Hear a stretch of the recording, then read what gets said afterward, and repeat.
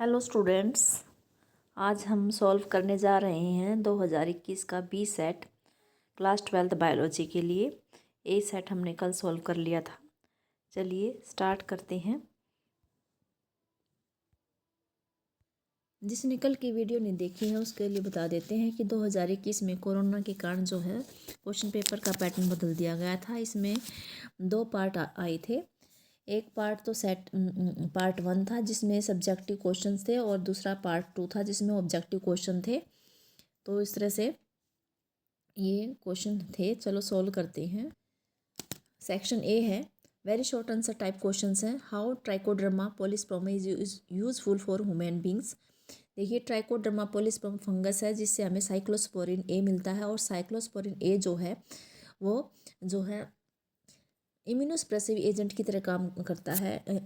किस किस में करता है ये, जहाँ जिस पेशेंट्स में ऑर्गन ट्रांसप्लांट किया हो उसको ये इम्यूनोसप्रेसिव एजेंट पूरी उम्र लेना पड़ता है ताकि उसका जो इम्यून सिस्टम है वो सप्रेस रहे, ट्रांसप्लांट ऑर्गन को वो नॉन सेल्फ ना समझे, इसलिए उसको साइक्लोस्पोरिन देना पड़ता है। तो ये ट्राइकोडर्मा पॉलीस्पर्मा से प्रोड्यूस होता है। अगला क्वेश्चन है, explain the method of isolation of genetic material DNA. DNA को आइसोलेट कैसे करेंगे ये देख लेते हैं।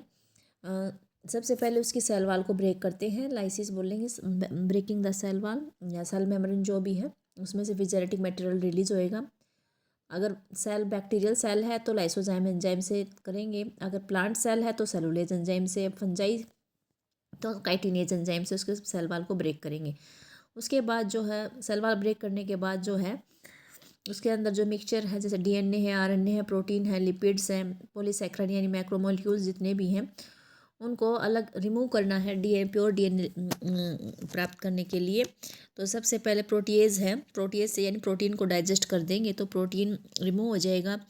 राइबोन्यूक्लियस एंजाइम से आरएनए को डाइजेस्ट कर देंगे तो आरएनए रिमूव हो जाएगा। डिटर्जेंट से जो है ये लिपिड्स हैं, ये मेम्ब्रेन कंपोनेंट्स हैं, इसको डाइजेस्ट कर देंगे तो ये रिमूव हो जाएगा। तो फिर डीएनए बच जाएगा। डीएनए की फिर प्रेसिपिटेशन करेंगे, उसमें हम चिल्ड एथेनॉल डाल देंगे सॉल्यूशन में और फिर वो चिल्ड एथेनॉल से क्या हो जाएगा, क्योंकि डीएनए जो है अल्कोहल में इनसॉल्युबल होता है और वो सेपरेट हो जाता है, मिक्सचर फाइन थ्रेड धागे की तरह संरचना में वो अलग हो जाता है। और जब इसको ऐसे हम रोड के ऊपर करेंगे तो ये ऐसे धागे की तरह उसके लिपट जाता है। तो ये इस तरह से हम इसको आइसोलेट कर लेते हैं। अगला क्वेश्चन है, how are GM plants useful. जो जेनेटिकली मॉडिफाइड प्लांट्स होते हैं वो कैसे यूज़फुल होते हैं, वो बहुत ही जो है प्लांट्स जो होते हैं ये टॉलरेंट हो जाते हैं। जो एबायोटिक स्ट्रेस एनवायरमेंटल्स जो होते हैं स्ट्रेसेस होती हैं, एबायोटिक स्ट्रेसेस होते हैं जैसे कोल्ड है, ड्रोट है, साल्ट है, हीट है, और ये पेस्ट रेजिस्टेंस भी हो जाते हैं और इनका जो है केमिकल पेस्टिसाइड्स के ऊपर डिपेंडेंट कम हो जाते हैं, ये उनको ज़रूरत नहीं पड़ती केमिकल पेस्टिसाइड्स की। और पोस्ट हार्वेस्ट लॉसेज है वो भी रिड्यूस हो जाते हैं। इसकी न्यूट्रिशन वैल्यू जो है इंक्रीज हो जाती है। जैसे विटामिन ए रिच है, राइस है उसमें विटामिन ए की जो है मात्रा बढ़ जाती है और जो प्लांट्स हैं उनकी एफिशिएंसी भी बढ़ जाती है। सोयल से मिनरल्स को ऑब्जॉर्व करने की जो कैपेसिटी है वो बढ़ जाती है। तो ये सारे सारे करैक्टर जो हैं जीएम प्लांट्स में आ जाते हैं। अगला क्वेश्चन है, what is the MTP and why it is used. MTP क्या है और उसको क्यों यूज़ करते हैं, और एन्यूप्लाइडी और उसके दो एग्जाम्पल देखिए। एमटीपी क्या होती है, इंटेंशनल और वॉलेंट्रली टर्मिनेशन होती है प्रेगनेंसी की बिफोर फुल टर्म, यानी बिफोर फुल टर्म से पहले बच्चे का जो है रिमूव करना, टर्मिनेट करना प्रेगनेंसी को, उसको एमटीपी बोलते हैं, medical termination of pregnancy. Government of India ने इसको लीगलाइज किया था 1971 में। ये एक नंबर में भी आ सकता है, आप अच्छे से याद कर लेना भाई कब इसको लीगलाइज किया था गवर्नमेंट ने। कुछ स्ट्रिक्ट कंडीशंस लगाई थी टू अवॉइड इट्स मिसयूज़। इसका मिसयूज़ करने के लिए इसको लीगलाइज किया था ताकि इसका मिसयूज़ ना हो, अवॉइड करने के लिए। Such restrictions are important to check indiscriminate and illegally female foeticides, क्योंकि जो है फीमेल फेटिसाइड ज़्यादा बढ़ गए थे तो सेक्स रेशो भी घट गई थी, अंतर ज़्यादा हो गया था मेल फीमेल में। एमटीपी जो है इसकी ज़रूरत क्यों पड़ती है, एमटीपी क्यों ज़रूरी है? To get rid of unwanted pregnancy either due to casual unprotected intercourse और failure of the contraceptive use during the coitus और रेप्स के दौरान हो या कोई अनप्रोटेक्टेड जो है इंटरकोर्स हुआ हो, तो इस तरह से जो प्रेगनेंसी हो जाती है तो उससे छुटकारा पाने के लिए इसका यूज़ करते हैं। Where continuation of pregnancy could be harmful और even fatal either to the mother और to the foetus of both. और प्रेगनेंसी को इस केस में भी कर देते हैं जिस केस में प्रेगनेंसी को कंटिन्यू करना मदर के लिए हानिकारक होता है, उसकी हेल्थ के लिए, तो उसके फिटस को जो है टर्मिनेट कर देते हैं। अगला न्यूप्लॉइडी है। सेल डिवीजन के दौरान जो है सेग्रीगेशन है वो क्रोमेटिड का फेल हो जाता है, तो या तो गेन हो जाएगा, एक पोल पे गेन हो जाता है, एक पर लॉस हो जाता है, तो इसको बोलेंगे एन्यूप्लॉइडी। इसमें एग्जाम्पल डाउन सिंड्रोम है, इसमें 47 क्रोमोसोम हो जाते हैं, 21 क्रोमोसोम की ट्राइसोमी हो जाती है। टर्नर सिंड्रोम होता है XO, इसमें जो है एक क्रोमोसोम जो है कम हो जाता है, X क्रोमोसोम। और क्लिनफेल्टर सिंड्रोम में एक एक्स्ट्रा क्रोमोसोम आ जाता है, X क्रोमोसोम एक्स्ट्रा आ जाता है, तो इसमें 47 हो जाते हैं और टर्नर में 45 हो जाते हैं। तो इस तरह से आप ये कर सकते हैं। अब सेक्शन जो है बी स्टार्ट हो गया है, शॉर्ट आंसर टाइप क्वेश्चंस। इसमें HGP के गोल हैं, ओपियोइड ड्रग्स हैं और nutritive tissue present in name and explain the nutritive tissue. ये एंडोस्पर्म होता है और इसके हमें एक्सप्लेन करना है इसको और इसका फॉर्मेशन और टाइप्स बतानी है। तो 3 क्वेश्चन कर लेते हैं। गोल है क्या है, क्या गोल रखे गए थे कि भाई 20 से 25,000 जो जीन होते हैं ह्यूमन के DNA में उनको आइडेंटिफाई करना है और उनका जो सीक्वेंस डिटरमाइन करना है, जो उसके अंदर 3 बिलियन बेस पेयर्स होते हैं उसको उसका सीक्वेंस डिटरमाइन करना है कि एडेनाइन कहाँ है, थाइमिन कहाँ है, इसका सीक्वेंस जानना है। फिर इस इंफॉर्मेशन को स्टोर करना है डाटाबेस में और उस इम्प्रूव करने हैं टूल को, इस डाटा एनालिसिस करने के लिए टूल को इम्प्रूव करना है, ये गोल रखे गए थे। और इस जो टेक्नोलॉजी है इसको ट्रांसफ़र करना है दूसरे सेक्टर्स में, दूसरी इंडस्ट्रीज़ में। और इस दौरान जो भी समस्याएं आ रही हैं, एथिकल, लीगल, सोशल इश्यूज़ हैं, उसको भी अ, उसको भी जो है हैंडल करना है, तो इस तरह से एड्रेस करना है। इस तरह से ये सारे गोल रखे गए थे। अगला क्वेश्चन है ओपियोइड ड्रग्स के बारे में। ओपियोइड्स क्या थी, ये ड्रग्स होती हैं जो कि ओपियोइड रिसेप्टर से बाइंड हो जाते हैं। ओपियोइड रिसेप्टर्स हमारी बॉडी में कहाँ कहाँ पाए जाते हैं, सेंट्रल नर्वस सिस्टम में पाए जाते हैं और गैस्ट्रो इंटेस्टाइनल ट्रैक्ट में पाए जाते हैं। इस ओपियोइड के रिसेप्टर्स हैं, तो अगर हम इसको लेते हैं तो ये हमारे ब्रेन में और गैस्ट्रो इंटेस्टाइनल ट्रैक्ट में जो रिसेप्टर से बाइंड हो जाते हैं।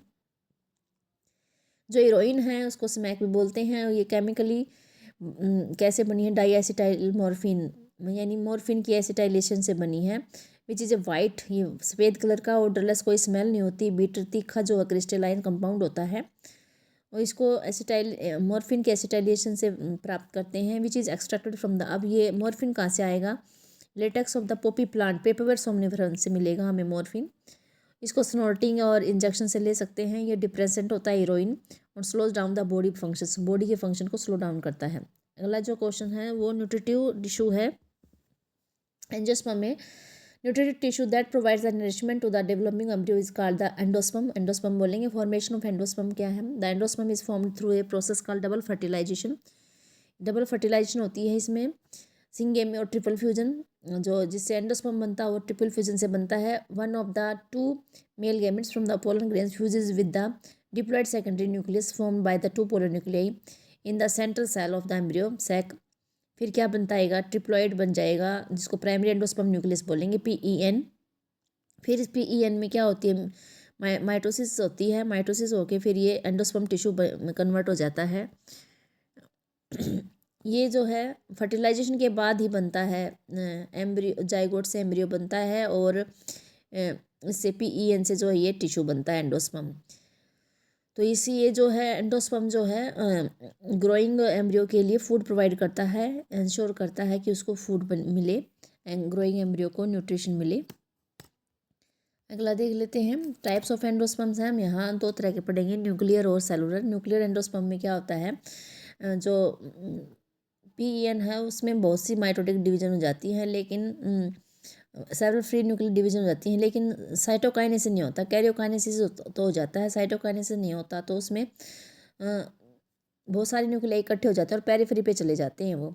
तो इसका जो एग्जांपल है कोकोनट का जो वाटर होता है, जो हम पानी पीते हैं नारियल का पानी, वो न्यूक्लियर एंडोस्पर्म होता है। उसमें साइटोकाइनेसिस इमीडिएटली नहीं बनती।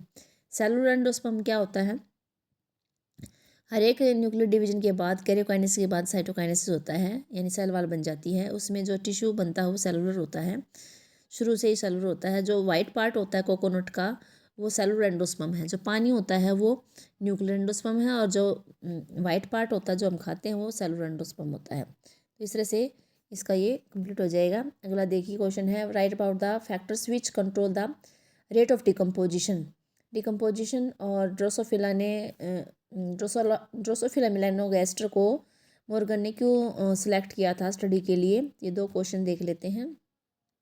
जो फैक्टर फैक्टिंग है डिकम्पोजिशन, एक तो है टेम्परेचर है और मॉइस्चर है। हाई टेम्परेचर वार्म कंडीशंस है और मॉइस्चर ज़्यादा है तो डिकम्पोजिशन रेट ज़्यादा हो जाएगी। लो टेम्परेचर है और मॉइस्चर नहीं है और एनारोबिक कंडीशन है तो भी डिकम्पोजिशन रेट कम होगी। जो ऑक्सीजन प्रेजेंट है तो डिकम्पोजिशन रेट ज़्यादा होती है। हाई लिग्निन एंड काइटिन वाला जो डेट्रिटस होता है उसमें भी डिकम्पोजिशन रेट स्लो होती है। और शुगर अगर नाइट्रोजन रिच जो डेट्रिटस होता है उसमें डिकम्पोजिशन फास्टर होती है। तो ये फैक्टर है इसके। फिर ड्रोसोफिला मेलानोगास्टर्स को मॉर्गन ने क्यों सिलेक्ट किया था अपनी स्टडी के लिए। इसमें बहुत से जो हैं करैक्टर हैं। देखिए पहला करैक्टर है, it has fast and short life cycle. इसकी लाइफ साइकिल शॉर्ट होती है और फास्ट होती है। इसमें सिर्फ 4 पेयर ऑफ क्रोमोसोम होते हैं जिनकी स्टडी करना आसान होता है और ये क्विकली रिप्रोड्यूस करता है, इसलिए इसकी लाइफ साइकिल शॉर्ट होती है। एक मेटिंग से जो है इसमें बहुत से large number of progeny produce होते हैं, प्रोजनी फ्लाइज प्रोड्यूस हो जाती हैं। मेल एंड फीमेल फ्लाइज जो हैं आर क्लियरली डिस्टिंग्विशेबल होती है, मेल कौन है फीमेल कौन है आसानी से पता चल जाता है।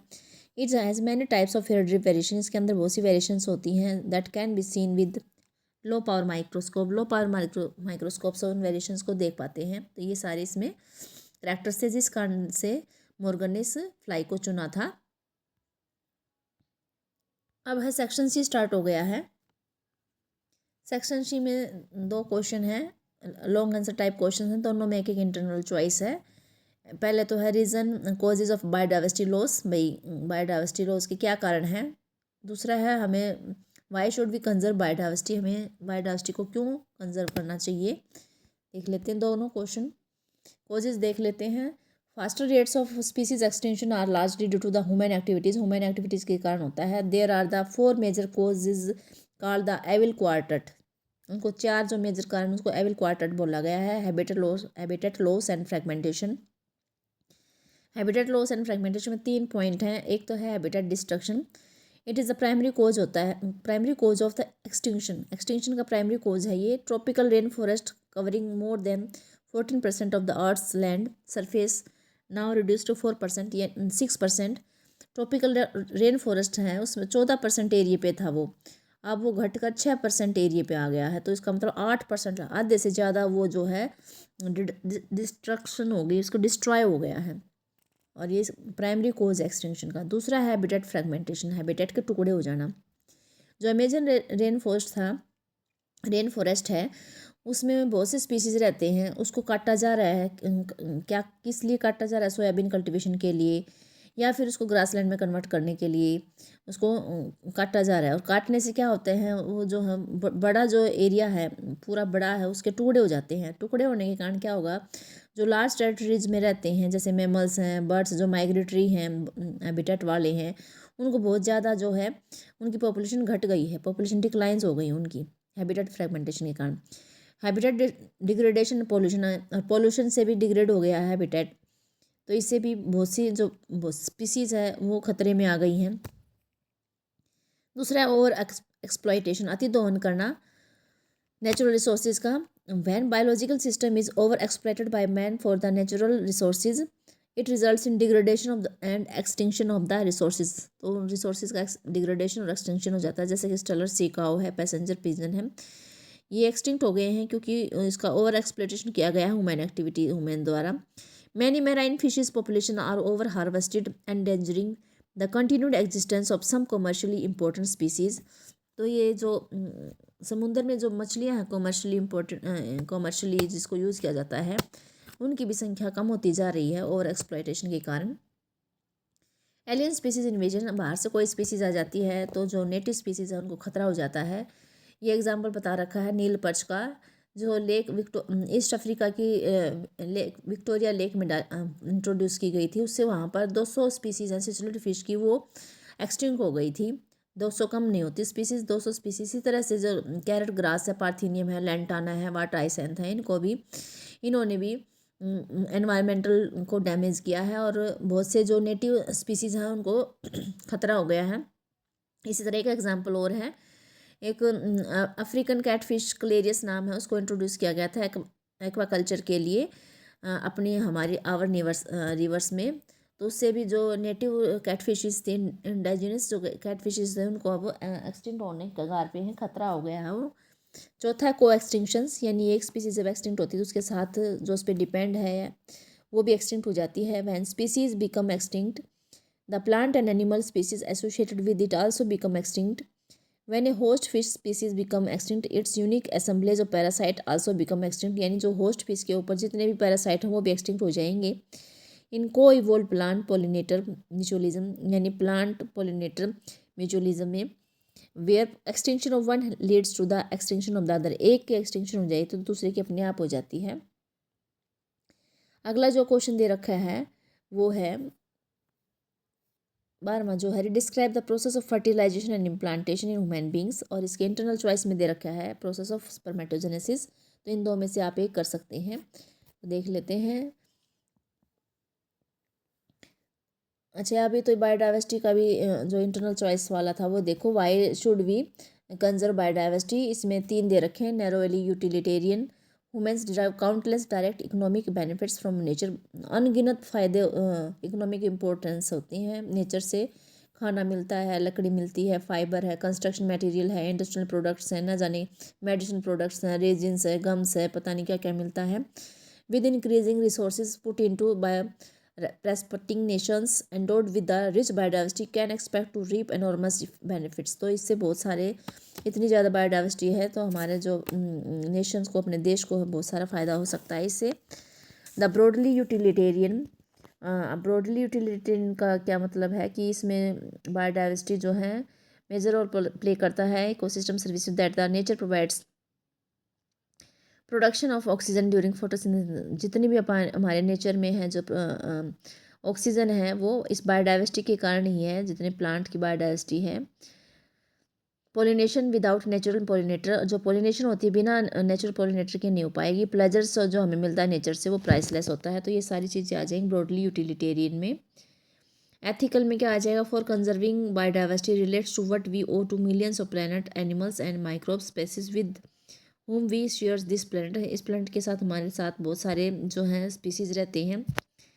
हर एक स्पीसीज़ की अपनी वैल्यू होती है, चाहे हमारे लिए उसकी हो या ना हो, लेकिन उसकी खुद की कुछ ना कुछ वैल्यू होती है। और एक it is our moral duty, हमारी मॉरल ड्यूटी होती है कि to care for their well being,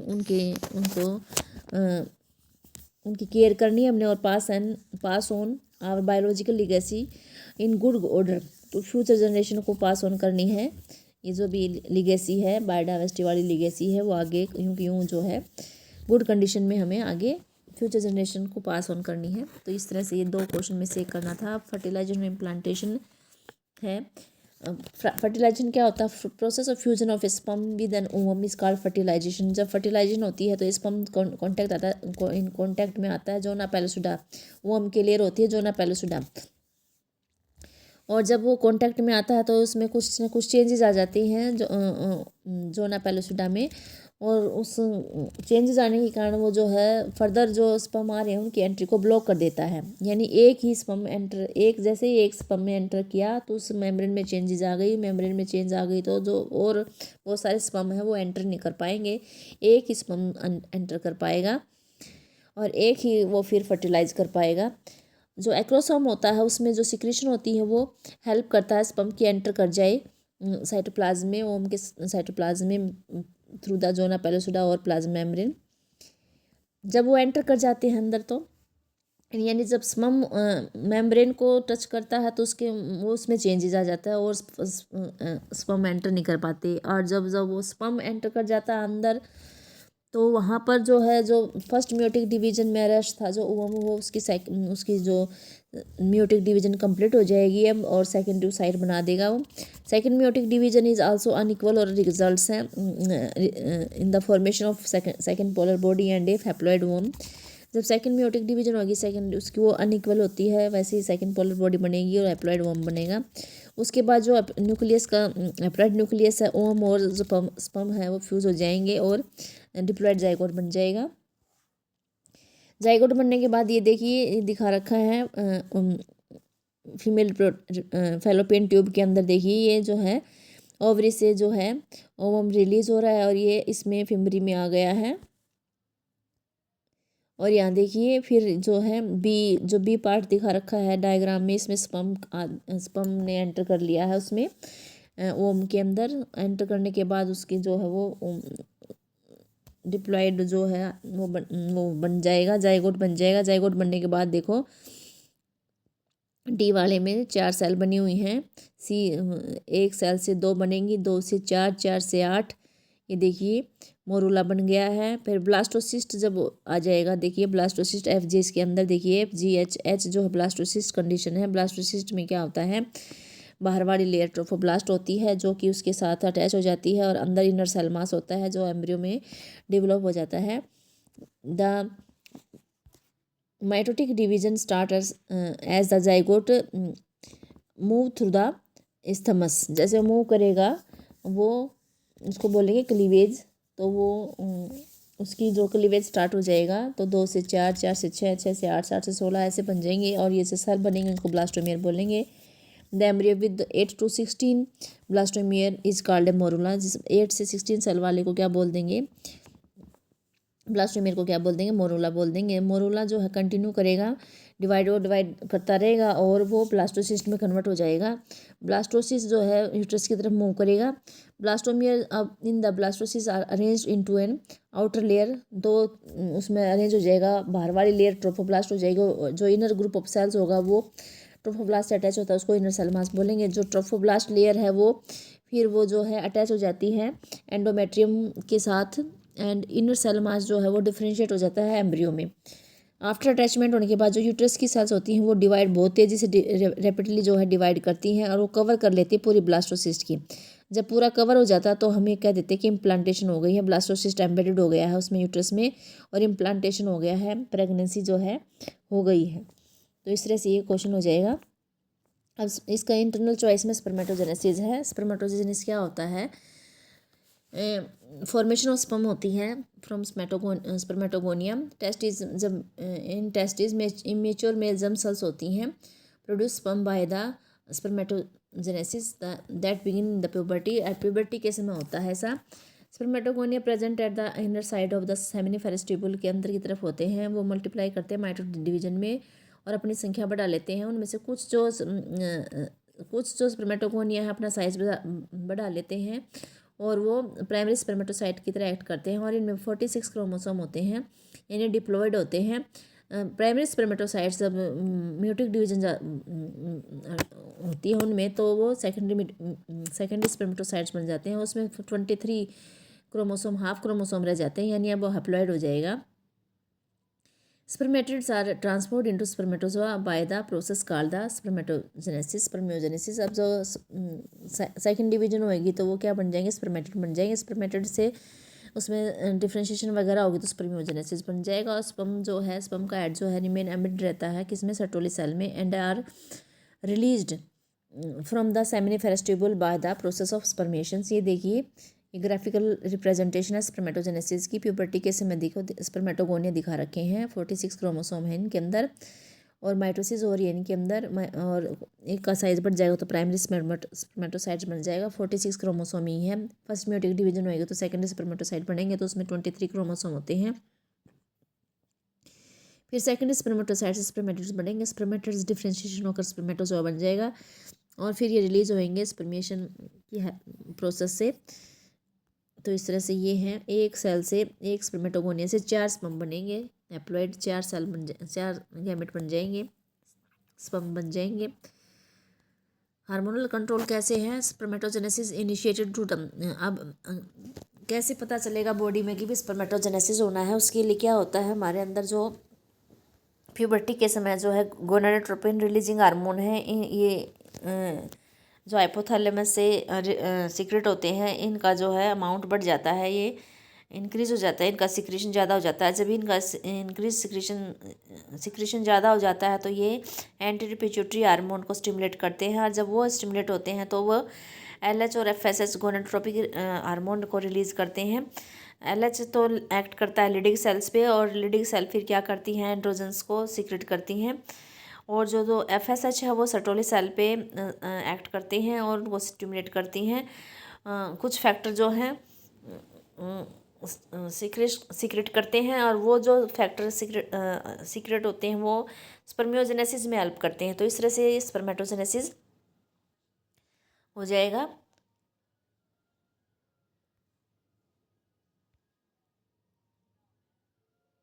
तो ये हमारा जो सेट है ये कंप्लीट हो गया है।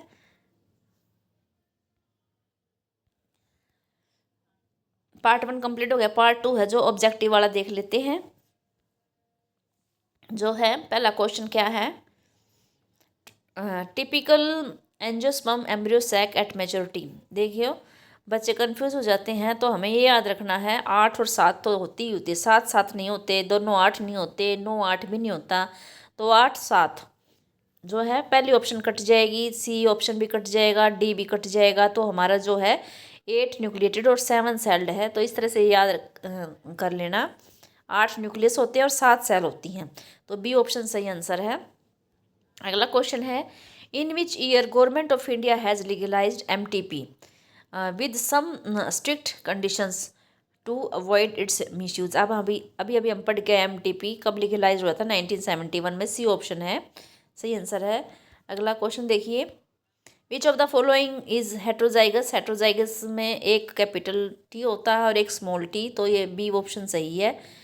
इनिशिएटर कोडन कौन सा होता है? AUG होता है, जो मिथियोनिन को कोड करता है, तो ए ऑप्शन सही है।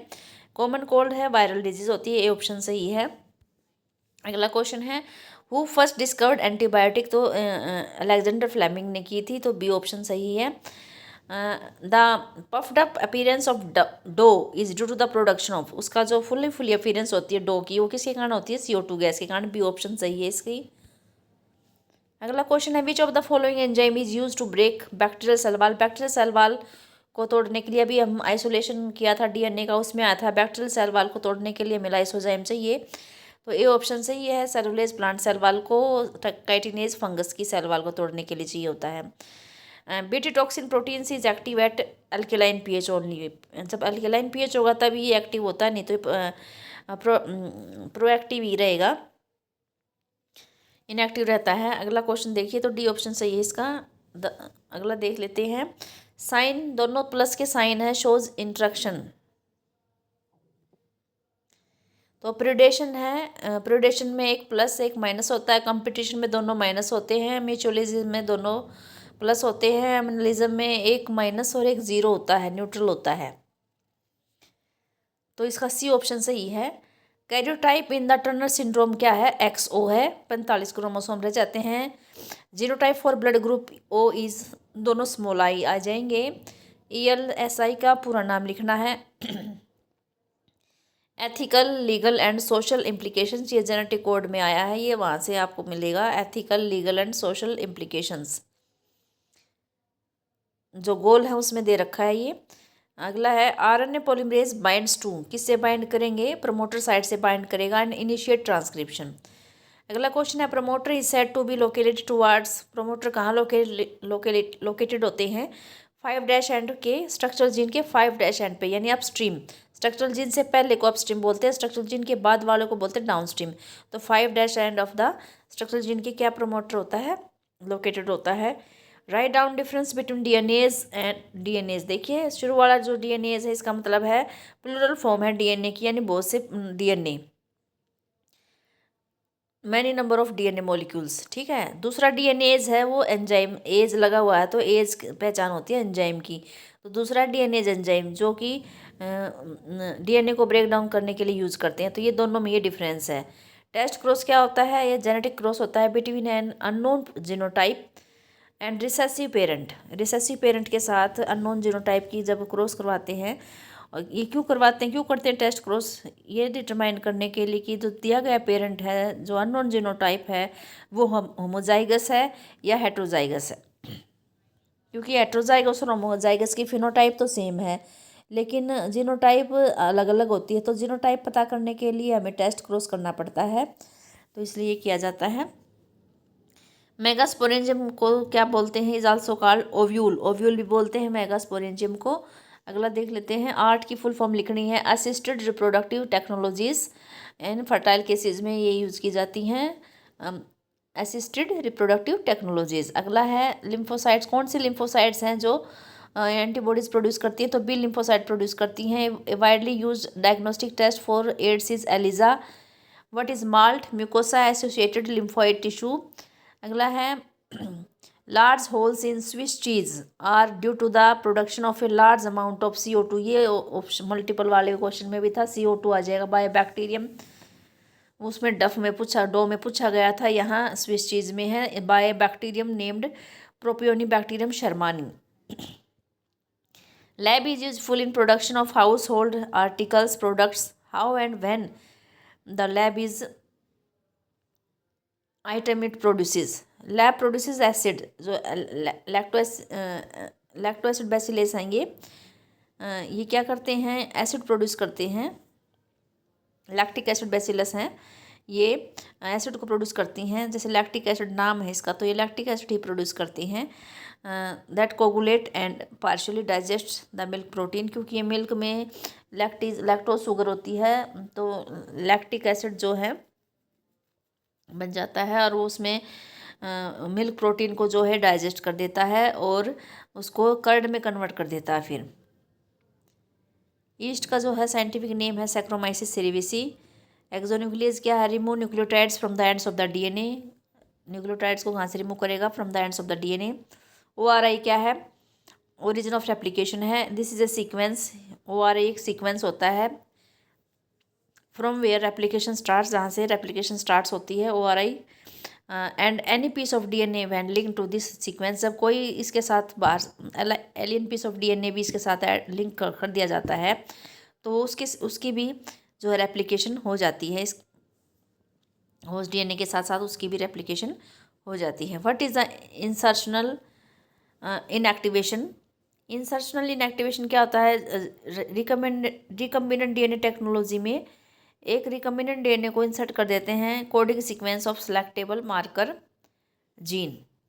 यानी कि एक जो हमने रिकम्बिनेंट डीएनए बनाया है उसको हम marker gene, selectable marker gene के कोडिंग सीक्वेंस में इंसर्ट कर देंगे, तो वो जो सेलेक्टेबल मार्कर है वो इनएक्टिव हो जाएगा। This results into inactivation of the marker gene which is refer to as a insertional inactivation. यानी हमने इंसर्ट करके उसको इनएक्टिव कर दिया, ठीक है, इसलिए इंसर्शनल इनएक्टिवेशन कहा गया है। इससे क्या होता है? It helps in selection of recombinants. ये रिकम्बिनेंट्स और नॉन रिकम्बिनेंट्स में डिफ्रेंशिएट करने के लिए किया जाता है ऐसा। अगला क्वेश्चन है GMO का पूरा नाम लिखना है। तो GMO जेनेटिकली मॉडिफाइड ऑर्गेनिजम्स होते हैं। अगला क्वेश्चन देखिए, what is biopiracy? Biopiracy very important है, बहुत बार पूछा गया है। ये एक टर्म है जिसको यूज़ किया गया है क्या, किसको रेफर करने के लिए? यूज़ ऑफ बायो रिसोर्सेज क्या होता है? जो किसी भी देश के जो रिसोर्सेज होते हैं उसको मल्टीनेशनल कंपनीज हैं या दूसरी ऑर्गेनाइजेशन हैं, उस देश की परमिशन के बिना या कोई भी कंपनसेटरी पेमेंट दिए बिना ही उसको यूज़ कर लेते हैं, उसको बोलते हैं biopiracy. In 1983 which American company prepared insulin? Eli Lilly company ने किया था 1983 में। हाइबरनेशन सिलेबस में नहीं है। नेटिलिटी क्या होता है? Number of the birds during a given period. कितने बर्थ हुए हैं, पैदा हुए हैं एक समय जो दे रखा है उसके अंदर।